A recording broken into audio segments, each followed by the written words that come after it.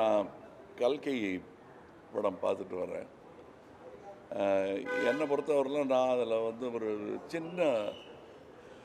சில மணித்துளிகள் நிமிஷங்கள் தான் நான் இந்த படத்தில் வரேன். எனக்கு இனி வேலை தொடங்கிறது வந்து பார்ட் 2ல் தான்.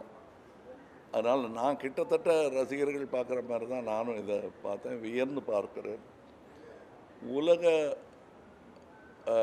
என்டர்டெயின்மெண்ட் அதை நோக்கி இந்திய சினிமா நகர்ந்து கொண்டிருக்கிறது என்பதற்கான பல அடையாளங்கள் சமீப காலங்களாக வந்து கொண்டிருக்கின்றன. அவற்றில் ஒன்று நாக் அஸ்வின் அவர்களின் கல்கி என்று நான் நினைக்கிறேன். ஏன்னா நம்மளுடைய ஆயுதங்கள் ரொம்ப கையால் செய்த ஆயுதங்களாக இருந்தாலும் அதோடைய வலிமை உலகம் பூரா பேசப்படும் என்பதற்கு அடையாளமாக சயின்ஸ் ஃபிக்ஷன், மித்தாலஜி எல்லாத்தையும் கலந்து எந்த அளவுக்கு அது எம்பாரஸ்மெண்ட் இல்லாமல், மத சார்பும் ரொம்ப இல்லாமல் அதை ரொம்ப கிளவராக பண்ணியிருக்காங்க. நான் வந்து மித்தாலஜி படங்களில் நடித்தது கிடையாது. நான் மனிதர்களோட வாழ்பவன். அதனால் இருந்தாலும் ஒரு சுவாரஸ்யமான கதையை இவர் சொல்லியிருக்கிறார். கதை சொல்லிகள் என்று வரும்போது இந்தியாவுடன் போட்டி போடுவதற்கு கிரேக்கம் போன்ற, சைனா போன்ற நாடுகளால் தான் இயலும். மற்ற கல்ச்சர்ஸ்க்கு அவ்வளோ கதைகள் கிடையாது. அந்த கதைகளிலிருந்து செலக்ட் பண்ணி செதுக்கி எடுத்து ஒரு ஜனரஞ்சகமான படத்தை உருவாக்கி இருக்கிறார். ரொம்ப பொறுமையுடன் அதை வந்து எல்லாரையும் பொறுமையுடன் வரவழைத்து அவங்கள இதில் பங்கெடுத்துக்க வச்சுருக்காங்க. அமித்ஜியெல்லாம் வந்து எந்த பட்டியலில் சேர்க்கறது, இளம் நடிகர்கள் பட்டியலையா இல்லை பழம் நடிகர்கள் பட்டியலில் சேர்க்கறதாங்கிறது குழப்பம் வர்ற அளவுக்கு அவ்வளோ பிரபாவமாக பண்ணியிருக்காரு.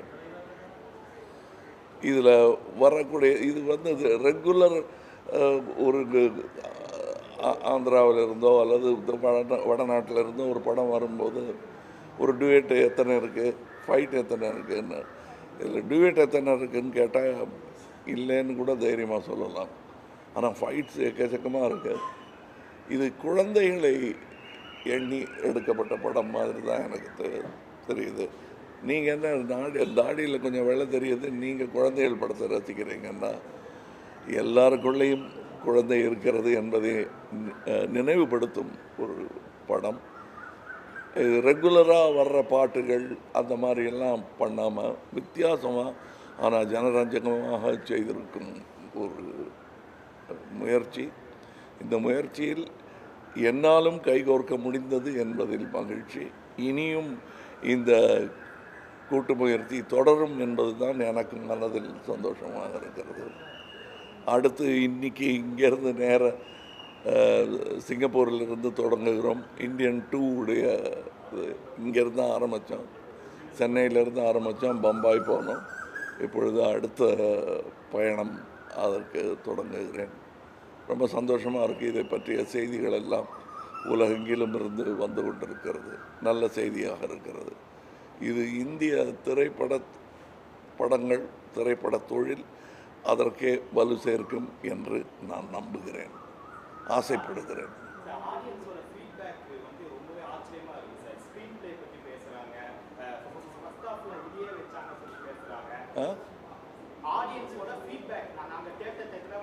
சொல்லுங்க, நீங்க சொல்லி.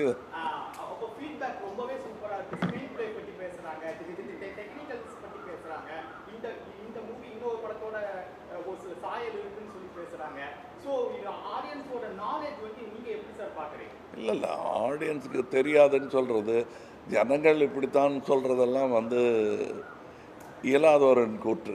அது நான் சொல்லவே மாட்டேன். இதெல்லாம் புரியாது, நம்ம மக்களுக்கு இதெல்லாம் புரியாதுன்னு சொல்கிறது.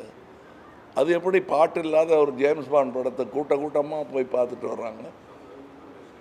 பாஷையும் புரியாமல் நல்ல டெக்னிக்கு தமிழனுக்கு புரியாதுன்னு சொல்கிறது வந்து ஏற்றுக்கொள்ளவே முடியாது.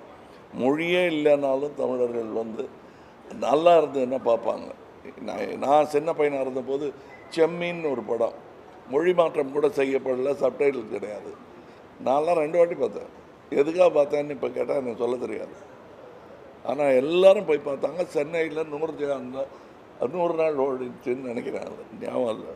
அதே மாதிரி தான் நீங்கள் மரோ சரித்திரா என்ற படத்தை எந்த டப்பிங்கும் இல்லாமல் தெலுங்கு படமாகவே அது இங்கே ஓடி இருக்கிறது. நம்ம தான் கலைக்கு மொழியை திணிக்கிறோம். சினிமா என்பது தனி மொழி, அதற்கான உதாரணம் இதில் தெரிகிறது. அந்த மொழி தன்னுடைய பலத்தை இன்னும் அதிகரித்து கொண்டே இருக்கிறது. வழக்கமாக இருக்கக்கூடிய பண்டிதர்கள் சொல்லும் சினிமாவிலிருந்து மாறுபட்ட சினிமா அது. ஒரு பக்தி சினிமா இப்போ எடுத்தால் இப்படி இருக்குமான்னு சொல்ல முடியாது. ஆனால் அதுவும் இல்லாமல் இதுவும் இல்லாமல் சயின்ஸ் ஃபிக்ஷனையும் இதையும் சேர்த்து செய்த கலவை நல்ல யுக்தி என்று நான் நினைக்கிறேன். ஏன்னா தேவையில்லாத கேள்விகளை இதில் கேட்கவே முடியாது. ஏன்னா அந்த கேள்வி கேட்பதற்கு நேரமே இல்லாமல் இது புனைகதை தான் என்று தைரியமாக சொல்லி ஆரம்பிக்கும்போது கேள்வியை கேட்க முடியாது.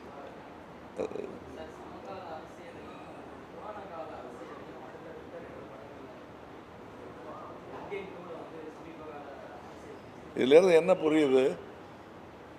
நாம் கைப்பாவைகளாக இருந்திருக்கிறோம், யுக யுகமாக என்ன தெரிகிறது.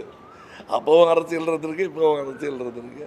நல்லவர்கள் கையில் அது இருக்க வேண்டும் என்பது தான் நம்முடைய ஆசையாக இருக்க வேண்டும். நான் செய்த எல்லா படத்திலும் என்ன திடீர்னு அரசியல் பேசுகிறீங்களேங்கிறாங்க. திடீர் கிடையாது. தேவர்மலையும் அரசியல் தெரியும், விருமாண்டிலையும் அரசியல் இருக்கும். எவ்வளோ தூரம் நம்ம அரசியலை பற்றி பேசணுங்கிறது தான். இப்போ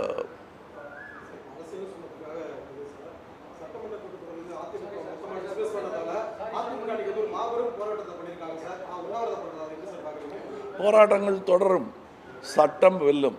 நன்றி.